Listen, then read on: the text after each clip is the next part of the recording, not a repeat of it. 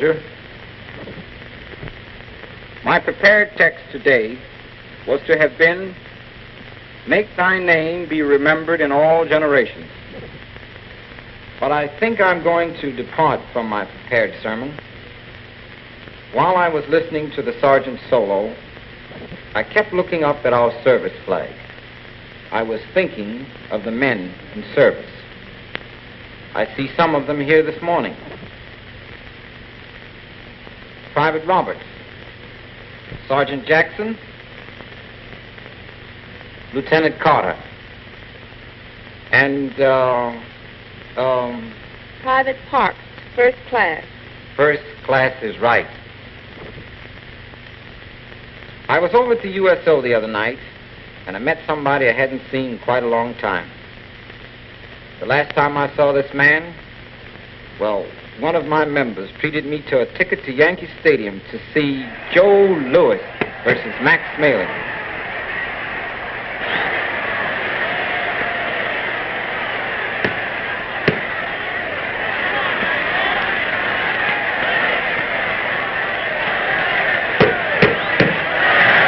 In 1 minute and 49 seconds, an American fist won a victory.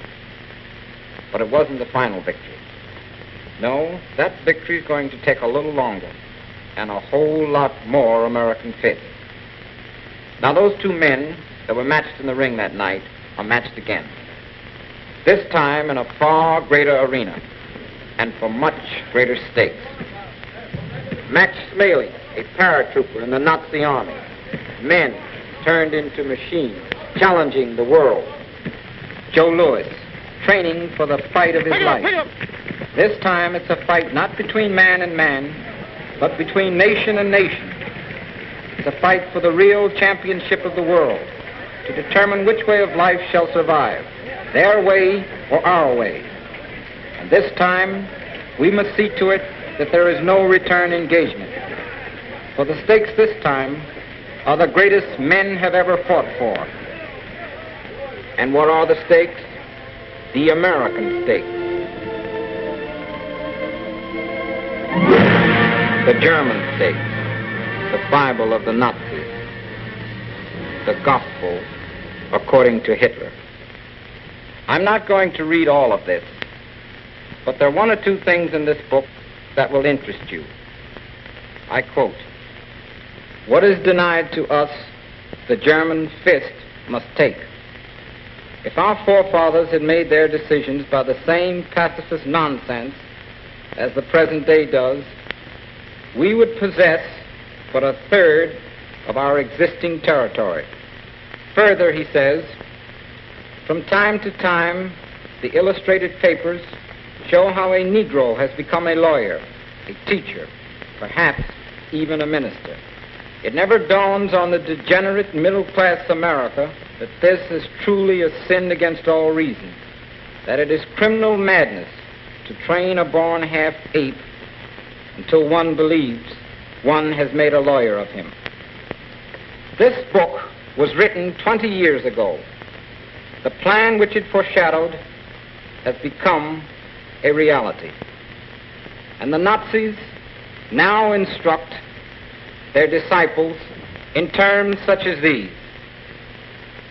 We must strive by any means to conquer the world. Any methods are permissible. Lie, betray, kill. Kill and kill again. Kill the Slavs, the Russians, the Poles, the Czechs. Don't stop, whether you have an old man, a woman, a girl or boy. Kill. If we want to create our great German empire, we must exterminate everybody who stands against us. The liberty of the whole earth depends on the outcome of this contest. Americans have always guarded liberty. The seed took root in Boston. In that city is the Granary Burial Ground, 1660. Within this ground are buried the victims of the Boston Massacre, March 5th, 1770. The first to die in the Boston Massacre was Crispus Attucks. Long as freedom's cause the wise contend, dear to our country shall your fame extend. While to the world the lettered stone shall tell where Caldwell, Adams, Gray, and Maverick fell. At Concord Bridge, Sam Craft and John Ferret helped to fire the shot heard round the world. At Bunker Hill, on June 17, 1775, gunned belonged to Peter Salem, a colored man who carried it at Lexington, Concord, and Bunker Hill, and with it shot Major Pitcairn. And on Christmas Day, 1776, when all but the bravest hearts had lost hope, Prince Whipple took his place alongside those who pushed on. In the winter of '78 at Valley Forge, George Washington wrote, "Our soldiers have been a week without food. They are naked and starving.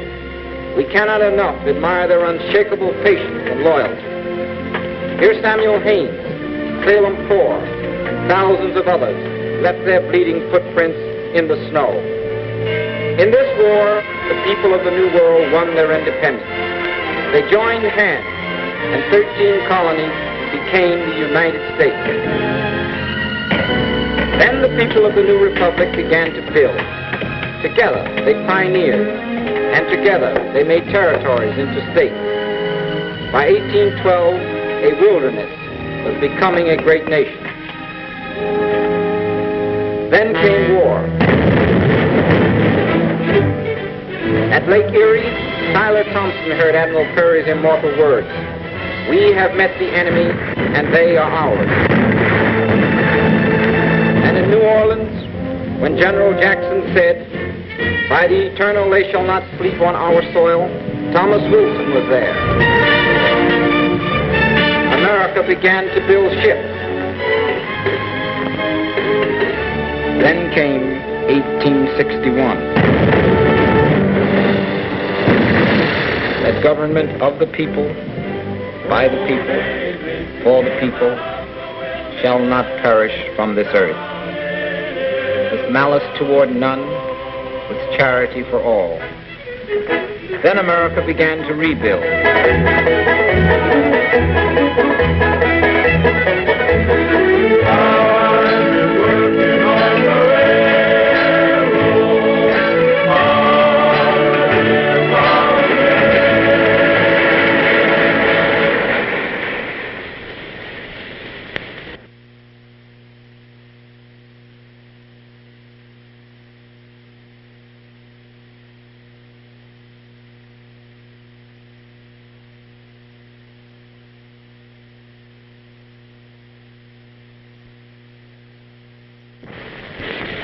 So long, boss. So long, Frank. So long, Pete. Take care of everything. You know what I mean. What's the matter, Jim? You quitting? Man, I'm going to Cuba. Cuba? Yeah, with the 9th Regiment, United States Cavalry, horsemen.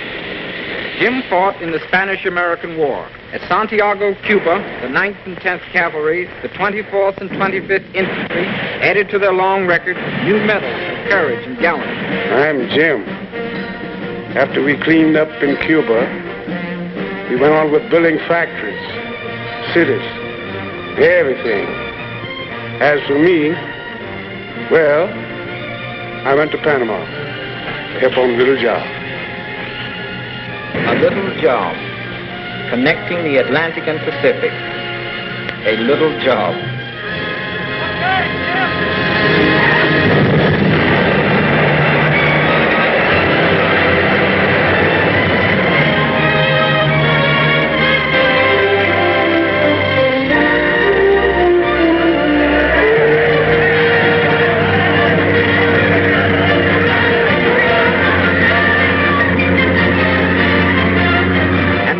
In France, Jim wasn't there, but his sons were. Serving with the 813th Pioneer Regiment near Marseille, the 332nd Labor Battalion, and the 808th Pioneer Regiment near Verdun.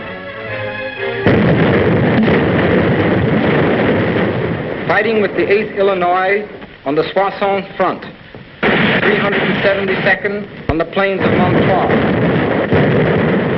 371st at Busey Farm,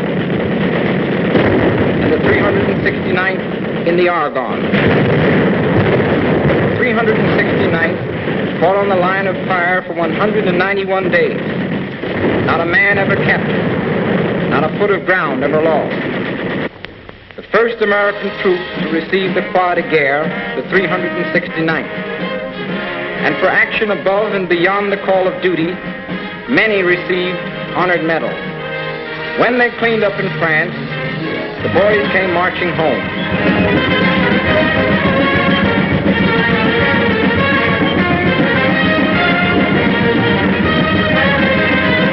Among them was Henry Johnson, who with one companion, Needham Roberts, killed 4 and captured 28 Germans, for which the French nation decorated them for exceptional bravery. And there were those among the honored at Arlington: Samuel Washington, Walter Waters, William Fox, John Sims, Young, Charles Young, Colonel, United States Army. And to their memory, sermons in stone and bronze, tributes of a grateful nation, to commemorate the heroism and sacrifice of all colored soldiers who served in the various wars engaged in by the United States of America, that a lasting record shall be made of their unselfish devotion to duty. And in France at Busey Farm, the French people erected a memorial to the 371st Infantry. This stone and the ground on which it stands are dedicated to the Negro troops who fought and died here on April 21st, 1918. 23 years later, on June the 15th, 1941, an invading German army... Yes, the Nazis destroyed our monuments in France, but our monuments here stand and will always stand. The founder of Tuskegee Institute, Booker T. Washington, 1856-1915. He lifted the veil of ignorance from his people and pointed the way to progress through education and industry. The late George Washington Carver, honored in the chemistry of agriculture, and the men and women building the monuments of tomorrow.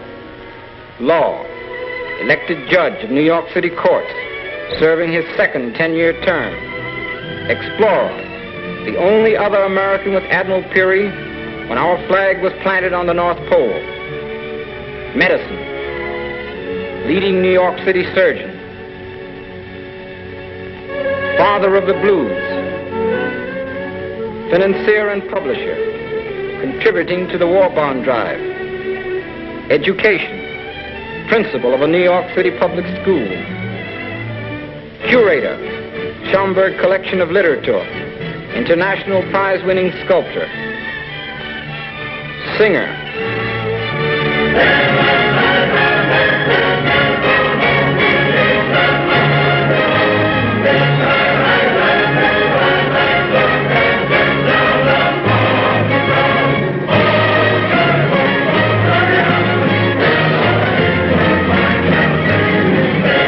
Men and women in every walk of life, all trained and educated in schools like Our word will shine light, Hampton will shine, Tuskegee will shine light, all down the line, where Prairie View will shine light, Old Fisk will shine, when the sun comes down and the moon comes up, our boy will shine, rock, rock, rock, rock, rock, rock, our boy will shine.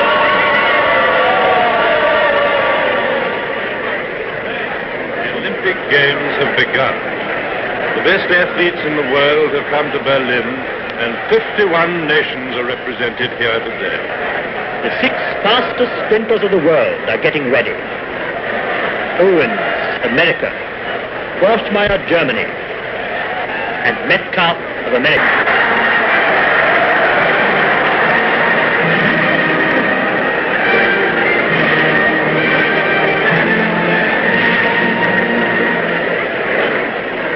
Men's high jump. Rheinkatz, Germany.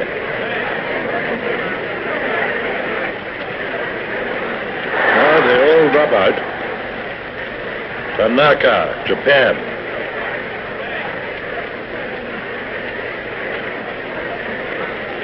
he drops out too. Bars now 2.03 meters high. That's 6 feet 8 inches. And Johnson of America.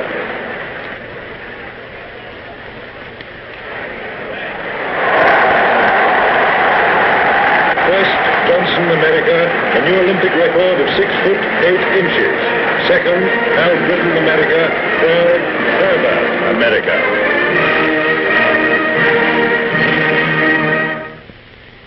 The tree of liberty has borne these fruits.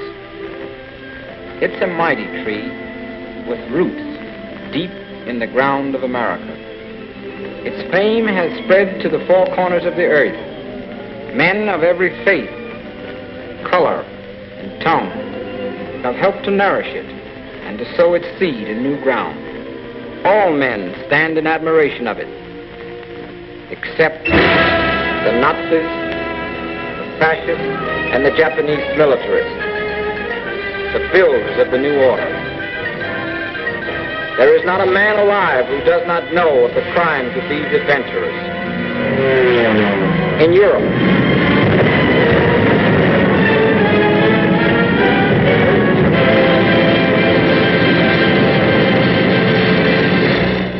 by order of the German Army High Command, thousands of innocent men, women, and children have been shot and hanged. In Asia, the Japanese army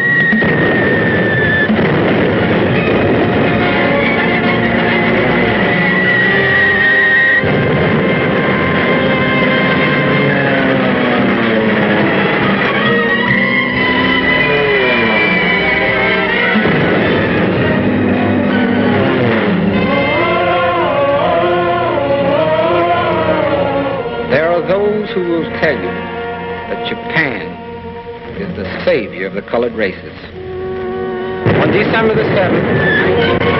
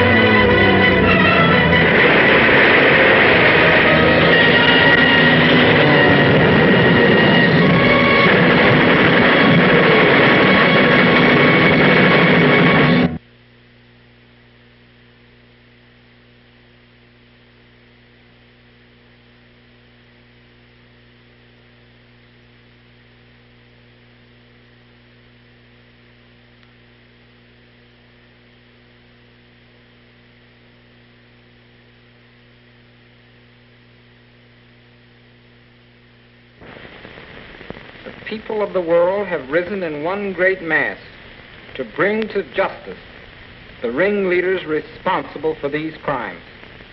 In America's army, in every branch of the service, artillery, tank, quartermaster, engineer. Don't forget the infantry. Yes? My boy's in the infantry.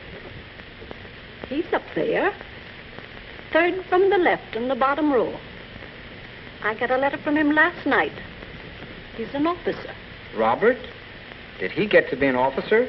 Yes, he says so right here. Dear Mama, at last it's happened. I'm an officer. Lieutenant Robert A. Bronson, infantry. Don't it sound good? Of course, I haven't got my bars yet. But I'm on my way to officers' candidate school for 4 months. And if I pass the examination and graduate and get my commission, I'll be an officer. Now, I can do it, Mama. If I could go through those first 13 weeks the way I did, I can go through anything. That morning at the railroad depot, I didn't know which side was up, but misery sure loves company. When I said goodbye to you, I was laughing, but I wasn't tickled.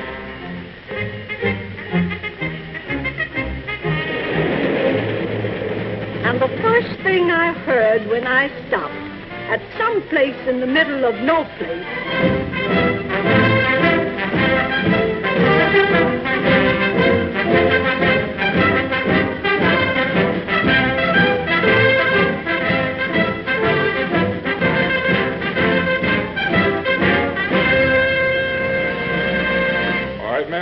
On behalf of the United States Army and the reception center here at this camp, we're glad to welcome you here today and into the United States Army.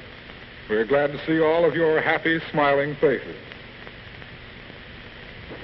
Now, fellows, during the few days that you'll be with us here at this camp, you'll be converted from a civilian into a full-fledged soldier. You'll be interviewed by someone who will inquire into your past life before you came into the Army. You assisted a machinist on the construction of guns and gun parts? That's right. What machines did you operate? I operated boring mills, tool grinders, drill presses, planes, and... Forward! Forward! Hut! Hut! Hut! Hut! Hut! Hut! Hut! Pick it up! Pick it up! Company! Ho! Ho! But I don't want to give you the impression that it's only for religious services and advice that you can come to the chaplain. You can come to him at any time. For example, if you get in trouble with your girlfriend, she doesn't write you anymore, you want to know how to propose, why, just come see the chaplain and he'll give you some advice. Or if you get in trouble with your first sergeant, you want to know how to handle him, just come around and see the chaplain and he'll give you some advice. Or if you're financially embarrassed, why, that's simple too. Just come around and see the chaplain and he'll give you some advice. Chaplain Sherman has just told you how to get along in this man's army. It's my painful duty to tell you what will happen to you if you don't get along. Regarding the salute, man, it isn't a form of servility. It's merely a form of recognition used between members of the military service. The average man, when he first learns to salute, is awkward. It's a strange gesture to him, and he feels shy. He usually sneaks his hand up in this manner and gives the broken-handed salute, or lowers his eyes gently like a shy maiden and salutes like that. When you salute an officer, stand erect like a soldier. Bring your hand up to your forehead in a military manner, tip of the forefinger above the center of the right eye. Now make sure your thumb is alongside your hand, because if it's out here, they may misconstrue it. Then cut the hand sharply to the side. Don't let it drop down like a dead fish. Forward! Follow! Sit down. Put your feet in the machine. 1L on a 10.5 Davis. Put your foot in here. Stand up now. Pick up both weights. Put the weights back. Sit down. Step down. Put your shoes on and go in the next room. Thanks. Forward! All right, men. Strip down completely. Put every piece of civilian clothing that you have into that bag.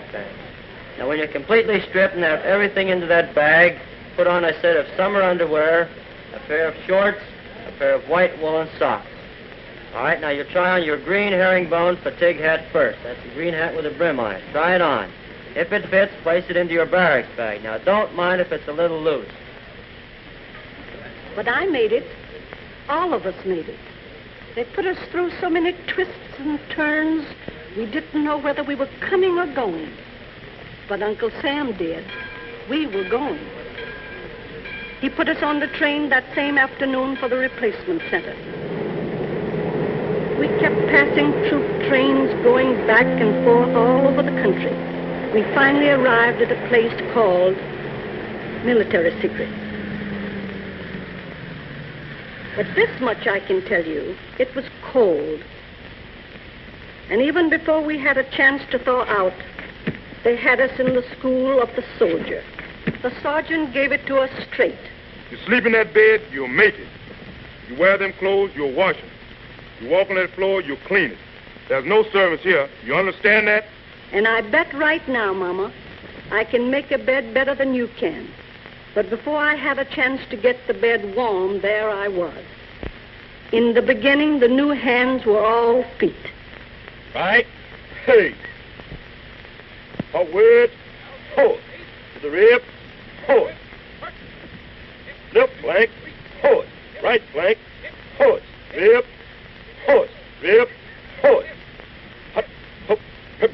Forward. Rib. Forward. Left flank. Forward. Right flank. ho, rip, ho, hut, hoop, hip, ho, hut, hoop. Then came the cross-country marching. Right, you it? Yeah. Oh. Ho! Take a 10-minute break. Oh. It was tough. Hiking, drilling, KP, bivouacs, tent pitching, general orders. The tougher the day, the shorter the night. But you get used to it. And if you can't take it, they got doctors. Some of the best in the country, specialists in every field. And in our dental clinic, we have a WAC. But even so, this is one kind of drilling no soldier likes. But after all the making beds and peeling potatoes and drilling and marching, they give you a rifle and teach you to shoot it. In no time at all, I could hit the broadside of a barn. It was fun. It's not all work. There's football, baseball, boxing, and oh yes, ping pong. If you want to read, there's a library. Can you imagine me listening to poetry? But it came in good. The very next day, I got a chance to use it. We were sent on a detail to a nearby camp. I saw some soldiering that was beautiful to behold. Battalion, and on! Forward! March!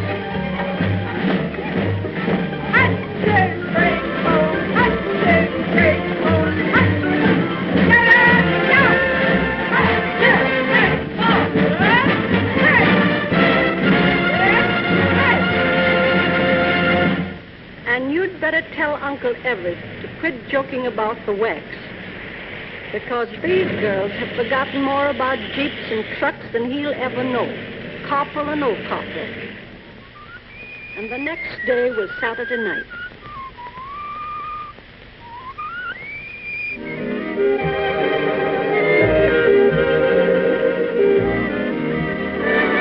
She was very nice, Mama.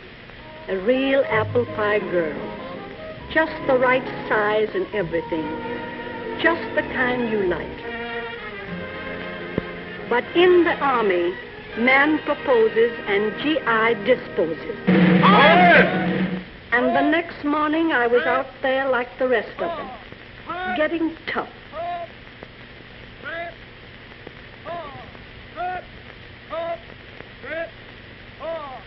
In this man's army, they want you to be tough.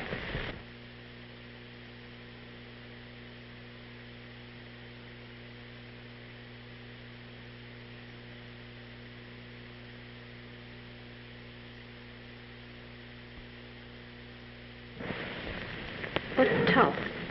And I mean tough. And tough in the army means a good fighter who can stand up against a strong enemy and beat him to the draw. And after a hard week, a soldier welcomes a Sunday.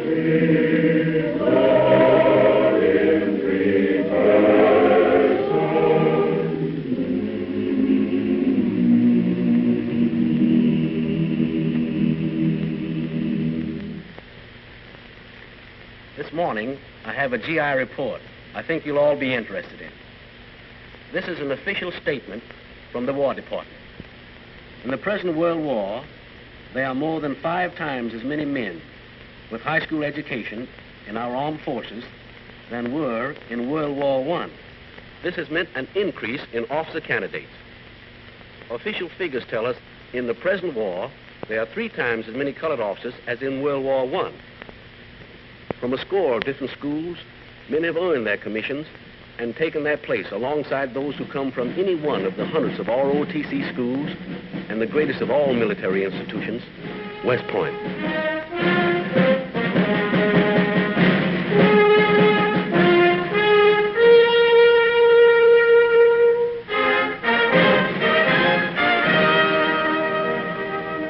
Mama, the next time you see me, I'll be wearing an officer's uniform, ready to get in there and get this war over with.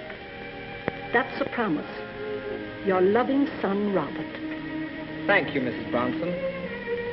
That's a promise millions of Americans have made. Thousands have put it into action. In every camp, Men are getting their final workout. At Tuskegee, more pilots are earning their wings.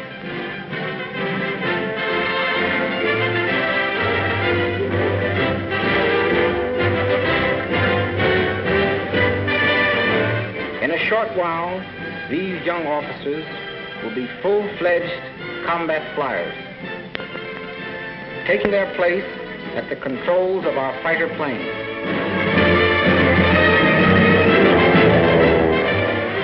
Today, high above their native land they fly. Tomorrow, what a surprise the Nazis will get when black, brown, yellow, and white men, all Americans, land on the airfields of Berlin and Tokyo. In the far north, seasoned soldiers are toughening themselves, for they know that in a fight against all that is evil, truth must be ready, ready to strike hard and often. No waiting for weather or temperature. Any weather can be good weather. Any temperature can be right. When men know the meaning of their job and are determined to get it done, come what may.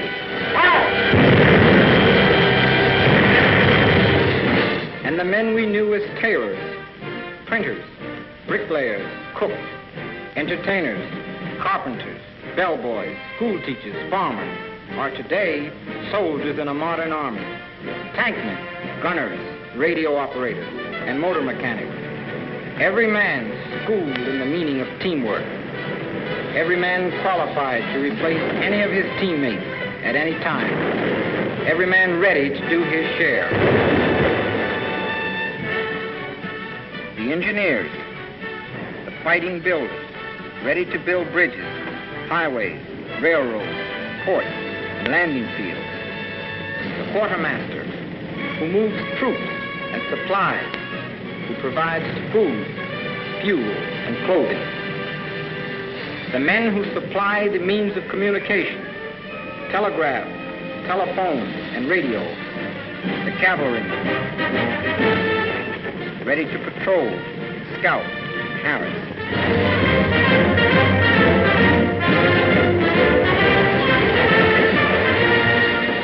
The tank destroyers, ready for swift and decisive action.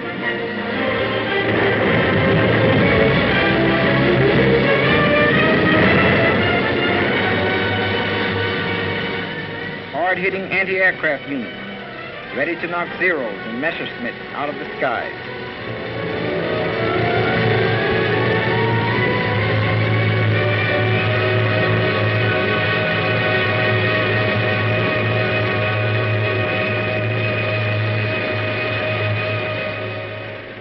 And the infantrymen, the backbone of the army. Load it, double, hit that water.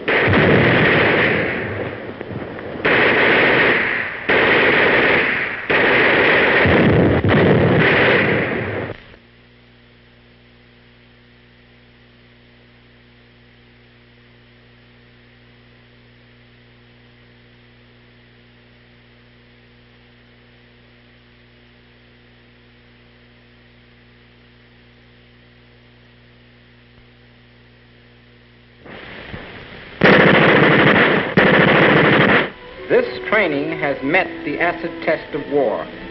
Across the Pacific, across the Atlantic, the shadow of defeat hangs over the Axis partners as the Allies liberate town after town.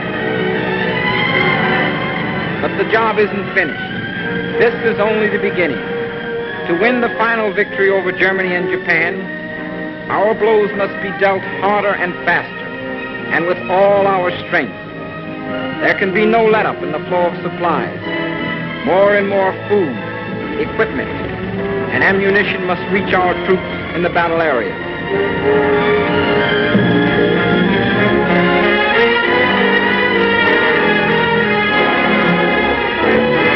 More airports, landing fields, docks, bridges, and roads must be built.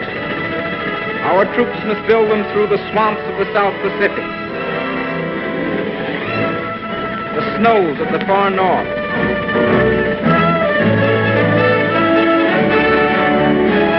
the mountains of India and across the rivers of Europe. Build them in record time and under enemy fire. Build them right into the heart of Berlin and Tokyo.